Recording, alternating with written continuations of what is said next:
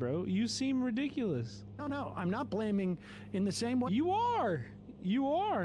I'm not blaming the... I'm sorry, Unc. You are doing that, bro. You are doing that. people who could run to the other side of the deck. Thoughts on the SRA? They seem cool. I reached out. They just didn't get back to me in time. I couldn't. I sent them emails and shit. I just didn't get any word back. So this is who we went with. For the boat headed to the iceberg. But I'm just saying, what action can you take to avoid that iceberg? Maybe it won't work. Maybe it will. Okay, no, that's a perfect example. So, I mean, I think with the Titanic, it's going to hit the iceberg. You can calculate it out. I could look at it and I could say, even if all of us stood over here, and I had the perfect knowledge to say that, and we hit the iceberg, my job is to then grab the pistol from whatever member of the security staff and go into the captain's chair and grab a hold of the wheel. Okay, now we're talking. All right, holy, okay, okay. Next election for the next iceberg. No. That's what our job is now at this point. Yes. Yeah. I mean, but you brought up the polling as if it was an issue, and my contention is, that's all well and good, but I mean, there's really, I also, low-key, I hate the way that Sam is like talking in this. I hate the way that he just say what you want, dude. Say what you mean. Why is he? Yeah, he's waffling, and he's like being weird, and he's dismissing all of the very legitimate points that Mike is bringing up. Like, just get it off your chest, bro. Get it off your chest, brother. What do you got to say to him? Just say it. Just have that conversation. You know what I mean? If you think a disaster's coming, he's being confrontational, but he's also being like passive aggressive. It's passive too. Like, I honestly think you have this opinion, Sam, then like roast him. Say it. But I think he doesn't want to say it because he knows that Mike is right too, and he doesn't want to have that same energy put back on him from Mike's POV. Because he knows a lot of people in his audience are more on Mike's side than his. You do everything you can to avoid the disaster, as opposed to... Which is what I did. I did everything I could to avoid the disaster. I think people that were kind of... Well, except for voting. You didn't vote. You didn't vote. And you know that Kamala really did lose by one single vote. Kamala lost by one single vote in Pennsylvania. I don't know if you know this. I looked it up. It was a single vote in your county. Very, very interesting. And Kamala actually made her more likely to lose because, it was very clear that, for example, in Dearborn, Michigan, that they were not going to support Kamala Harris without some sort of concession. And unfortunately, what we saw in the evidence is that Michigan actually swung the most toward Trump of all states that were swing states. And that, there was the biggest delta between 2020 and 2024. And that was foreseeable. And I think if more left liberals had been openly saying, hey, Kamala, you're unacceptable right now with this position that you have, and Joe Biden, you need to break from Joe Biden. And then, ultimately what we do in the voting booth, like if I went in there and voted for Kamala Harris, that's an anonymous decision that I make at the last second. But with my public voice, I do what I can to try to push her to the left. And then there's another conversation that's coming, which is the more important conversation, which is who should we listen to going forward, right? Should we listen to the people who said she was going to win, that said it wasn't an important issue for young people, it wasn't an important issue for the voters, that she didn't need to break from Biden, and that everything is going to be okay and Kamala Harris is going to win? Or should we listen to the people that said, hey, we need to have an economic populist message, we need to have higher standards with the Democratic Party, we shouldn't play patty cake with the people that hate us and want to destroy the left of the Democratic Party? I mean, she was really setting her campaign up as an anti-left-wing campaign, a very Starmerist campaign. Mm-hmm. She was taking advice from the Starmer people. Even more than Biden would have, in my opinion. Even more than Biden would have. I think Biden genuinely like would have gotten more votes. Who, when they took power in the Labour Party in the UK, the first thing they did is they threw out all the left-wing Democrats, like Jeremy Corbyn. Wait, F? I don't think it's effing, but I'll pause because you're not the only person who said that too. Fishy was saying they were getting some jittering. Maybe it's on Twitch's end. I don't know. But everybody, if you need to refresh, now's the time. Like physically out of the Labour Party, who accused him falsely of being anti-Semitic, who they did candidates for from the Labour Party who've been loyal Labour members for decades. She was taking advice from those people. So if Warren, you think Biden would have done worse than Kamala? Yeah, maybe. It's possible. I think so. That would have been. I think it depends on what his policies were. If you like, the reason I think maybe not is because if you remember, like the week before Biden dropped out, he was saying like, I'm gonna cap rent increases at $50. $50. Listen to me. Listen to what I'm saying. $50 rent. He was talking about national rent control.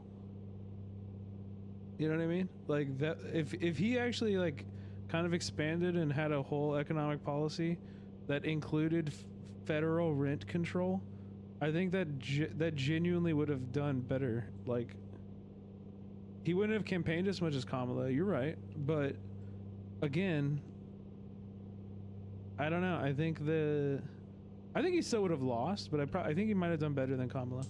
But again, I mean, we're going through so many hypotheticals of this, right? You know what I mean? Like hypothetical of like if he kept going, hypothetical of what his policy would be. You know what I mean? The bottom line, better policy would have done better. More progressive policy would have done better. Her mission would have been to inculcate the neoconservatives like Liz Cheney, which was her #1 surrogate, that she closed the election with. Yeah, no, I mean, listen, yeah, believe me. So if you're mad at me that Kamala Harris lost, I'm not mad at you. I tried my best to convince people that she needed to change, and I was very on board on board when the switch happened. Mike, I'm not mad at you that Kamala Harris lost. I'm just saying, like, in terms of efficacy. Get out of here, man. I hate you. Seem mad. You seem like you're mad. I hate this passive aggressive shit. I just say it to my face, bro. Just say the shit to my face. I'm so glad you will never ever see this shit from me personally. If I think something, I'm gonna say it out loud. Okay? If I have an opinion, you don't need to guess because I'm gonna tell you. All right? If I'm feeling a type of way about something, you're gonna know. All right? That's how I've always been. I don't do this kind of shit. Okay? And sometimes it doesn't make me friends, you know.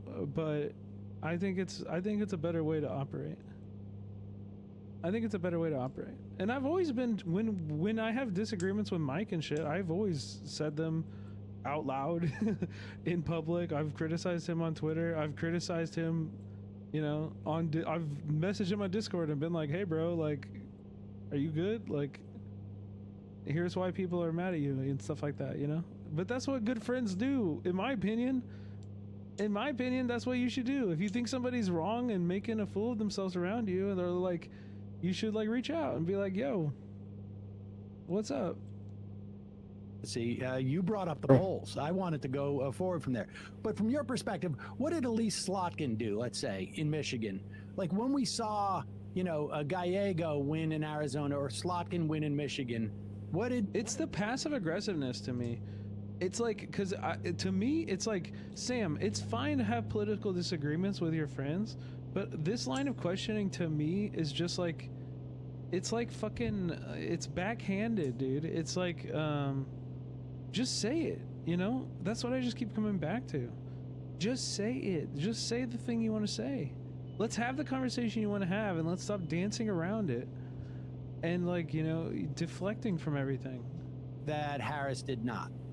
Well, I see a lot of people saying that it was their campaigns, but the reality is it's in the nature of the type of voters that Donald Trump won. Donald Trump won low propensity voters that traditionally was the purview of the Democratic Party, the working class. And one of the problems with lower propensity voters is they're not as ideologically committed.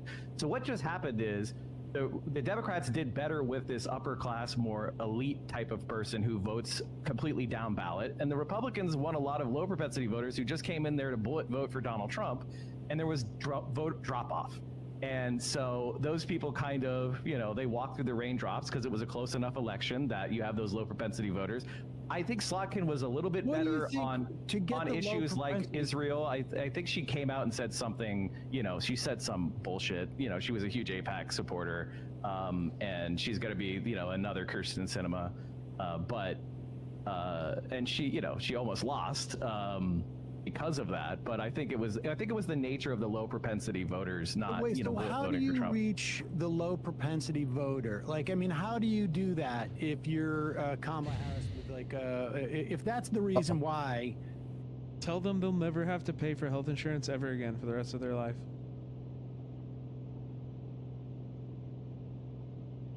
Tell them that their rent won't go up. You know? Like, these are tell them that you're going to increase the minimum wage. You're going to make their paychecks go up, you're going to make their rent stay the same, and you're going to cut all of their healthcare expenses to zero. And immediately you're going to win a fuckload of states. I don't know why this is like, I don't know why people act like this is some fucking science that we all have to like sit here and scratch our heads over. Like, the majority of American people are gonna be like, fuck yeah, I want that. She lost in those states. How do you reach that person in 100 days or whatever it was? Well, I think most countries have elections that are a lot shorter than that. So the belly aching about it being short, I think, was no. I'm pathetic just asking. I'm asking a straightforward question. Yeah. How do you reach those people who are not looking at the news, but maybe she goes on Rogan, I guess, or I don't know. Like, what is the solution? Okay, so again, this framing is kind of crazy. Like, everybody's looking at the news. Now, how people get their news and what they're looking at, that's a different conversation.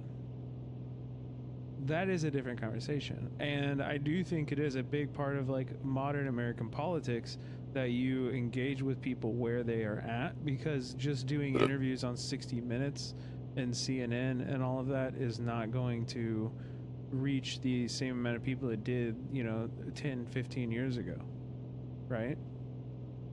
So how do you get your ideas out there? That's a whole different question. I think the main issue with the Kamala campaign was not how they got their ideas out there. It was the ideas that they were getting out there. You know?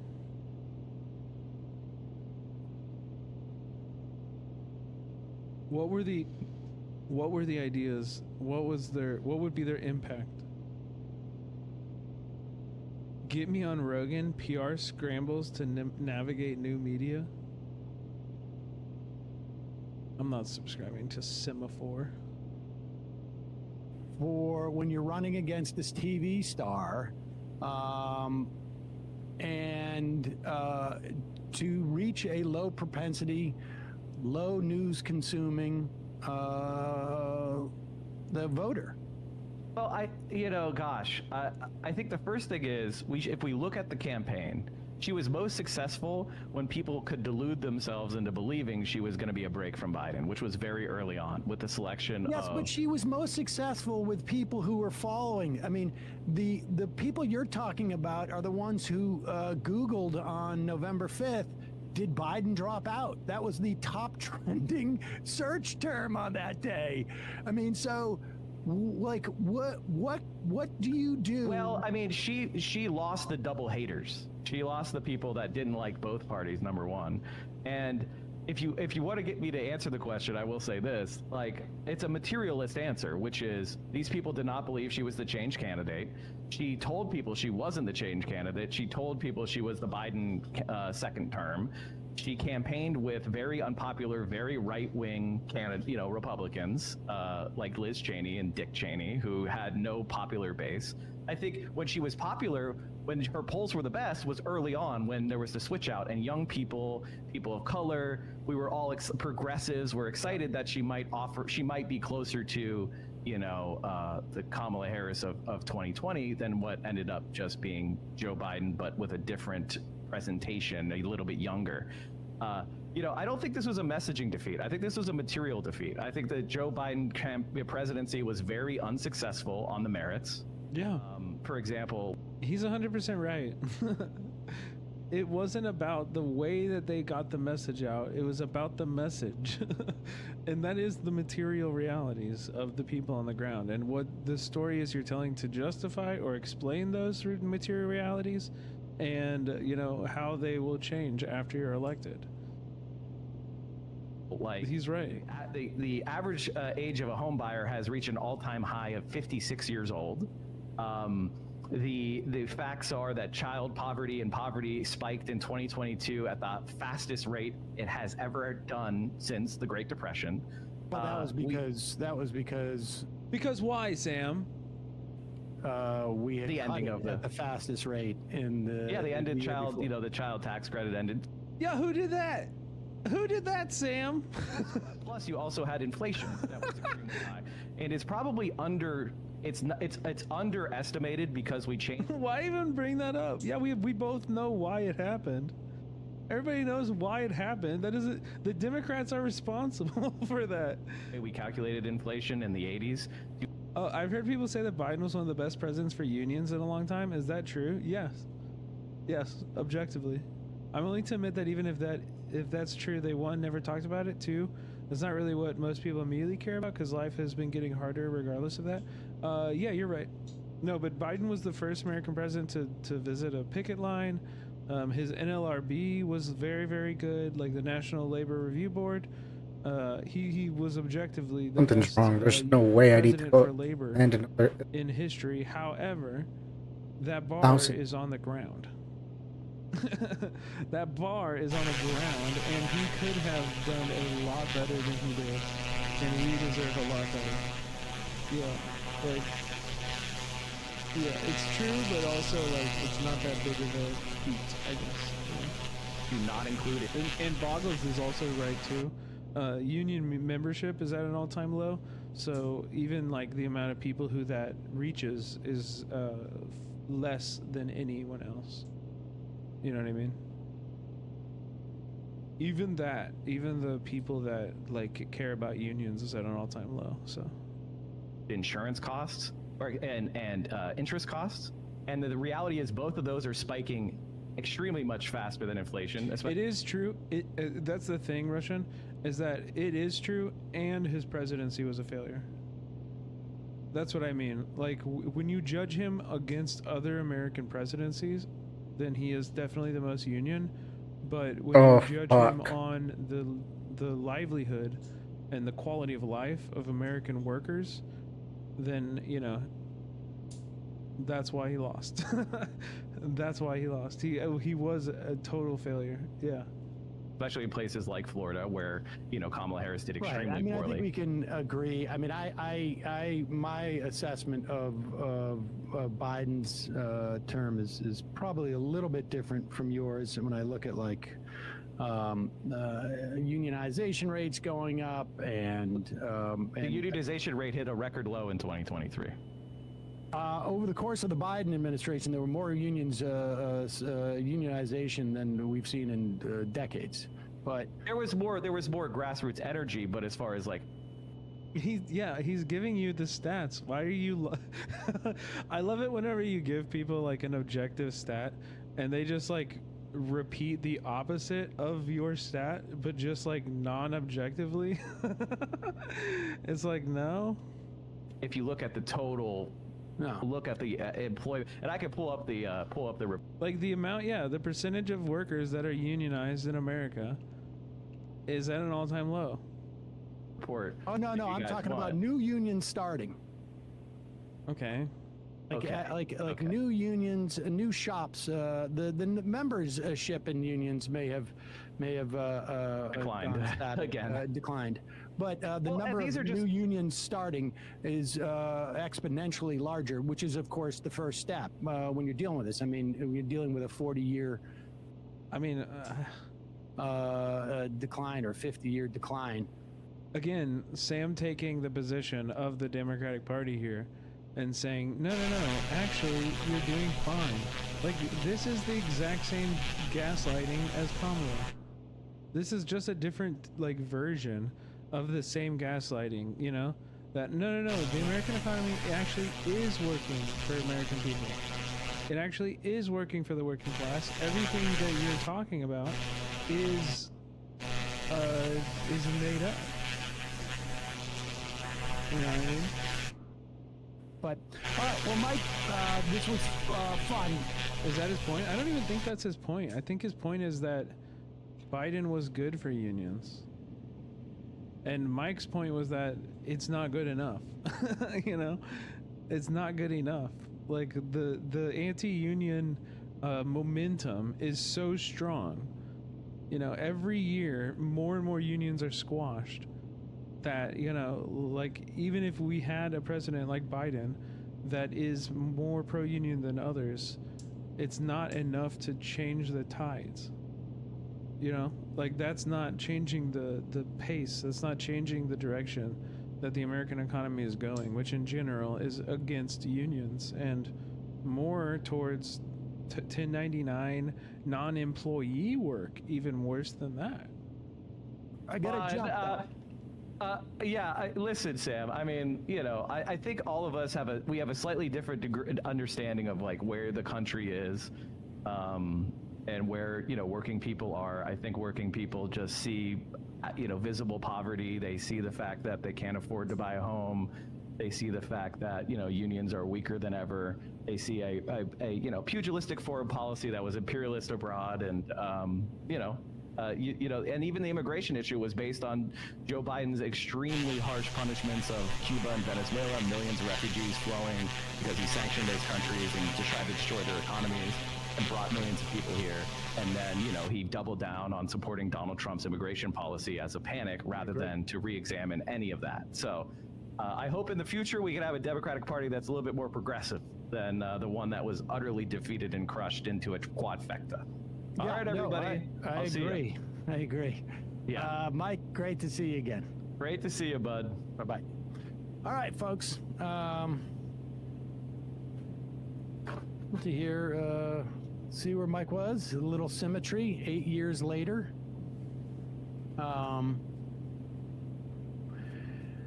Number 13, if the defeat was material, I'm still confused why Democrats didn't lose more broadly everywhere. The House majority was slim and We did. one senators won. Well, there's What?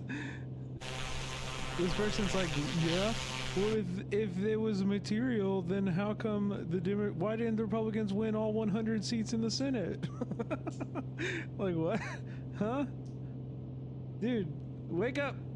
a few explanations for that. The gerrymandering has basically, the Republicans have juiced it too much, so where they're actually, like, maybe this has changed, but early results were that Dems may have done better than, say, the popular vote total in that, because basically the Republicans have run out of gerrymandering advantage. But the popular vote in all non-swing states is massively down. Harris got 400,000 less votes in Illinois.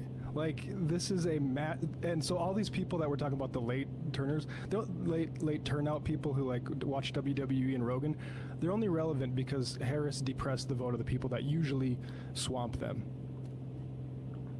Yeah, I mean, I think, but Ooh, is run your inside. sense that that was a a material determination, or it was more like Yeah. won't break on? I mean, are you saying policy, or as you're I don't saying think like? it's down to Harris even. I think this is a broad, long-term bottom draining out of the Democratic Party because they don't realize that people can't afford to live anywhere that can employ them. And there's a lot of people telling them the story. It's just the inflation post-COVID that got us. It's way deeper than that, and there is a massive denial about that, I think.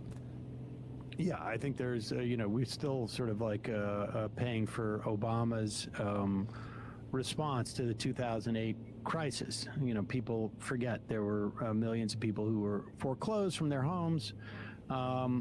It did occur to me, too, that when we interviewed Natalie Scher in March of when was that? March of 2023 or 2022? 2022, because it was ahead of those midterms. And she said she was not convinced that abortion would end up being the driver of the vote in the way that we hoped. And in 2022, it was a little bit obscured. Republicans had a greater turnout. It was just the way that it was distributed. Ended up being better for Democrats than had been anticipated. But it definitely feels like that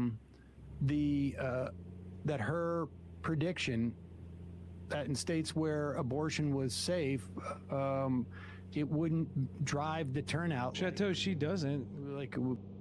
Bro, during her concession speech, she was like smiling and laughing. That made me so angry. That made me really want to sharpen my pitchfork really bad. When she was like laughing and smiling and shit, it was like, oof, man, my pitchfork is getting dull. It just reminded me of that, People had hoped. And I will also say, again, a part of from a messaging perspective, not, pretending that Donald Trump was not a Republican, that there were two different species of Republicans that were relevant, really undercut the message that Donald Trump is going to ban abortion nationally. Because he could just sit out there and go like, no, I brought it to the states. But when they bring him that bill, he will sign it, folks. And that could not be argued when Harris is saying, well, there are these types of Republicans and there are those types of Republicans, and he's a MAGA. And, Biden obviously had that problem, too.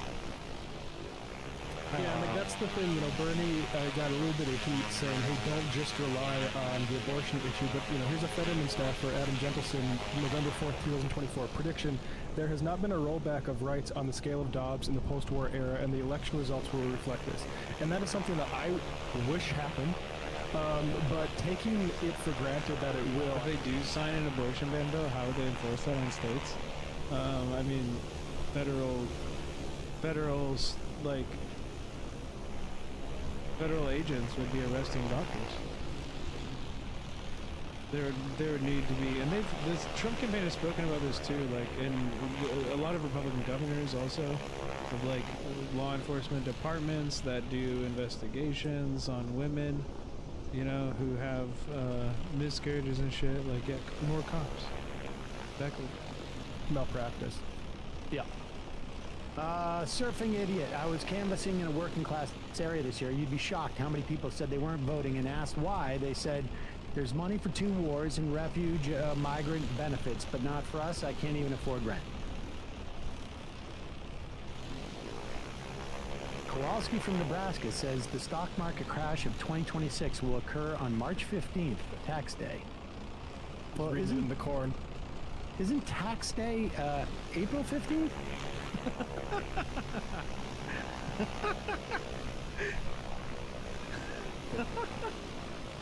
I'm not sure what that is about. Yeah, you're just reading. Rock Adam. The Democrats are diet Republicans. If they ever want to win again, they need to be not Republicans. Can we get someone to run on FDR's second Bill of Rights? Harvey K's been saying. I mean, I think that's really ultimately what we got to do. It's not so much, AOC having improved on her vote totals in a district that Harris got completely crushed in relative to Biden in 2020, I think is a fairly strong indication that there's something that works in that kind of politics.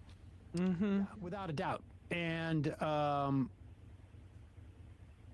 think, I mean, frankly, there needs to be a coalescing around, Well done, Peter. you know, an issue set. And But it's like, dude, the thing is, about